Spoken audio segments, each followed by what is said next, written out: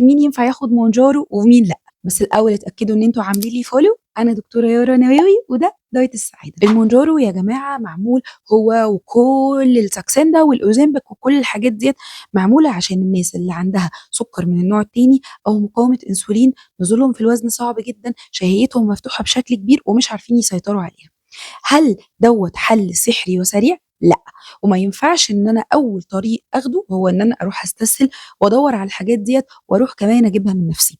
ليه؟ لان الاثار الجانبيه للحاجات ديت كبيره. اولها ان انا احس بالغثيان وان انا معدتي مقلوبه. ثانيا هتاثر جدا على شهيتي، هبقى حاسس على طول ان انا مش قادر اكل.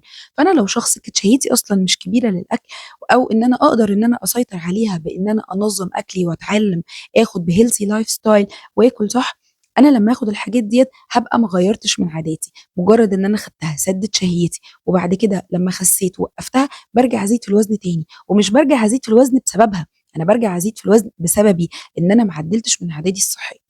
كمان انا ليه الجا للحاجات ديت وانا ممكن اشتغل على نفسي؟ فانا من الناس اللي برشح جدا ان انا لازم اقعد على الاقل 3 شهور ل 6 شهور بحاول ان انا اعمل دايت واعدل من عاداتي الغذائيه.